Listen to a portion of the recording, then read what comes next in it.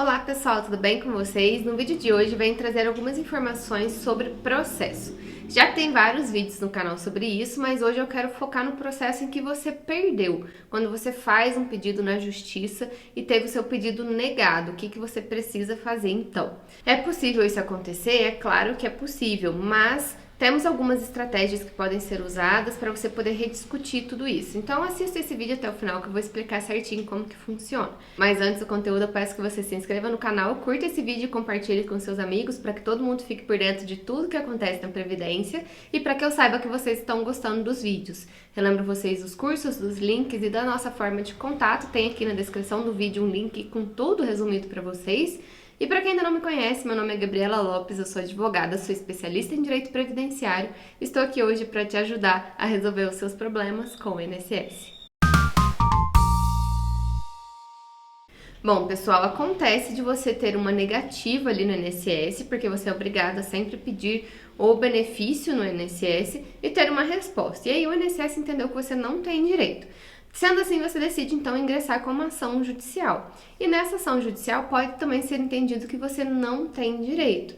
Então, o que acontece? Quando você entra com uma ação judicial, é necessário fazer a petição inicial. A petição inicial é o resumo dos seus pedidos, ou seja, você precisa contar a história, contar por que o INSS negou e contar por que você tem direito. Descrever ali quais são os fundamentos da lei que te garantem esse direito, as jurisprudências, todos os entendimentos que são favoráveis ao seu caso e, ao final, realizar os pedidos.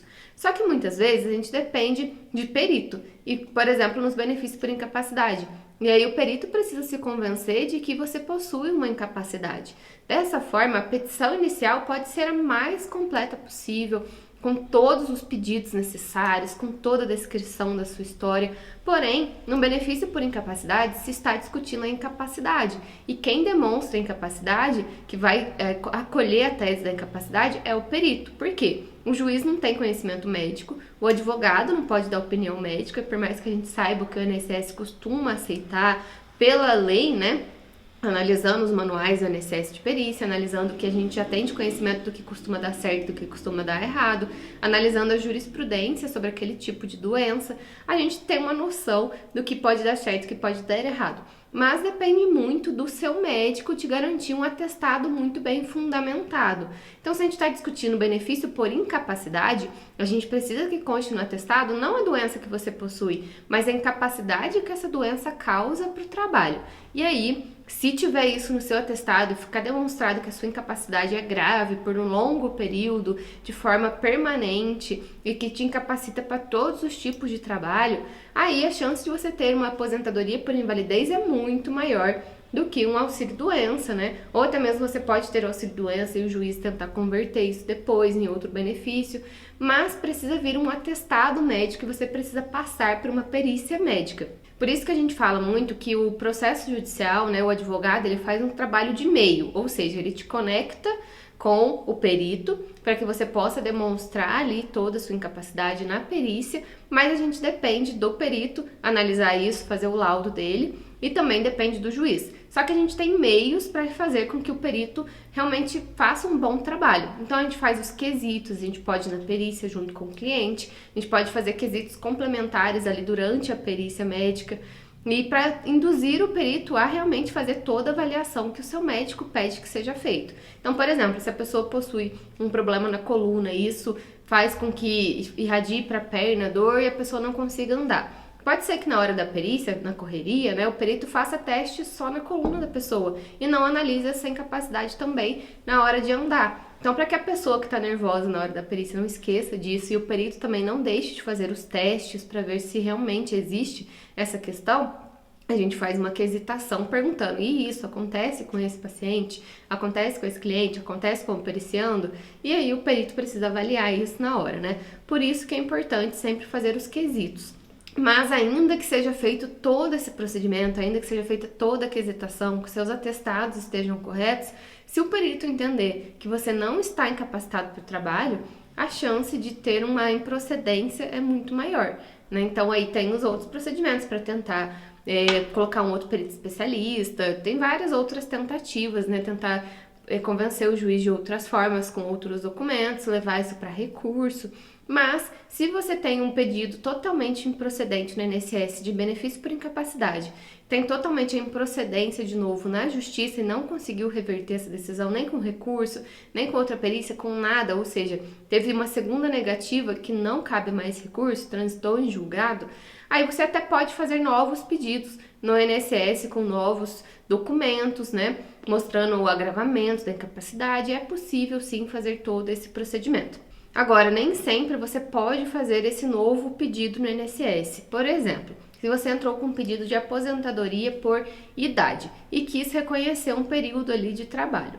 Esse período de trabalho não foi reconhecido pelo INSS, então você levou para a justiça. Na justiça ouviu testemunhas, juntou documentos, fez todos os procedimentos possíveis e não convenceu o juiz. Essa decisão transitando em julgado, você não pode pedir de novo com os mesmos documentos, com os mesmos fatos, ouvindo as mesmas testemunhas. Talvez se você conseguir uma prova melhor, mas que realmente vá muito além daquilo que foi produzido em juízo, né, que é mais difícil, geralmente a gente entra com ação com tudo que a gente tem de prova, a gente não deixa para buscar novas provas depois. Aí pode acontecer de você não poder pedir mais aquele vínculo, aquela situação na justiça. Principalmente quando tem perícia no local de trabalho. Então, por exemplo, você foi lá e pediu para reconhecer o ruído no ambiente de trabalho. Aí o juiz foi lá, designou um perito que foi lá e avaliou e disse que não tem ruído acima dos limites de tolerância. Você não conseguiu comprovar no INSS, a empresa disse que você não tem direito, no seu PPP disse que não tem ruído.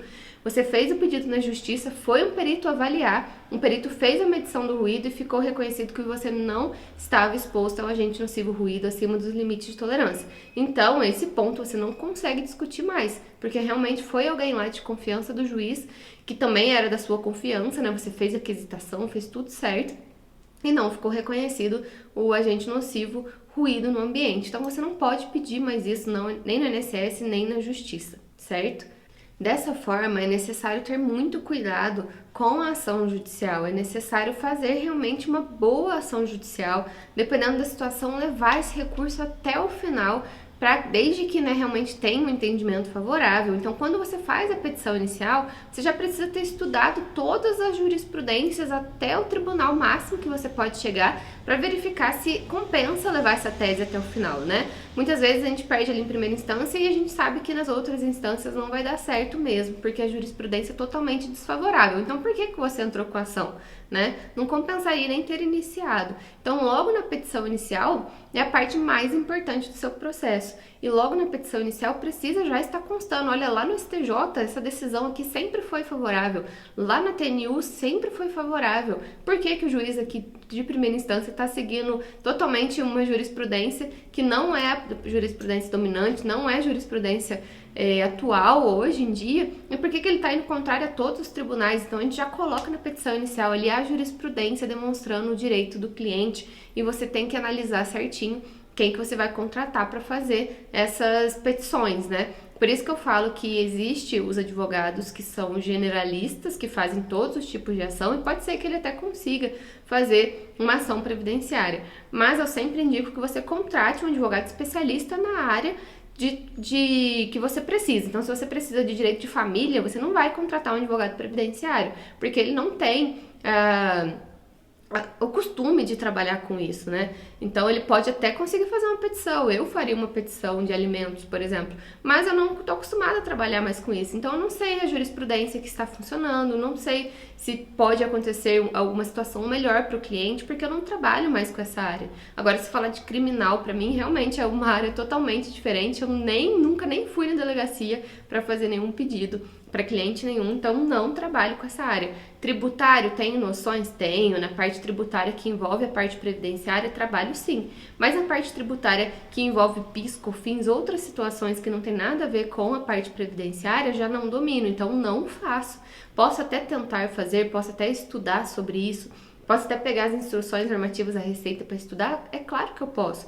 Porém, é algo que vai me dar muito trabalho, algo que eu vou ter que estudar muito e ainda posso deixar passar alguma coisa. Então, por isso que o ideal é sempre você buscar quem está acostumado a trabalhar na área, porque a pessoa já estudou e está sempre se especializando, não vai precisar estudar desde lá do comecinho para saber como que funciona. Mas esse não é o foco do vídeo, né? Vamos voltar ao foco do vídeo, que é a questão do que acontece quando o seu processo se encerra sem você ter ganhado a ação. nem sempre, então, você pode entrar com um pedido de novo. Então, não pode ficar pulando de advogado em advogado para tentar salvar aquele caso. Depois que transita em julgado, já era em alguns casos, não tem como reverter. Um exemplo é um tipo de revisão, por exemplo, do buraco negro. Você entende que tem direito ao buraco negro, e aí você fez o pedido judicial e o juiz entendeu que você não tem direito ao buraco negro. Você não pode discutir isso de novo, porque já ficou provado lá atrás que essa tese judicial não serve para você, não se aplica ao seu caso. Você teve a negativa da INSS, teve a negativa da Justiça. Então você não vai ter direito, não pode pedir ainda que você entre com 10 processos.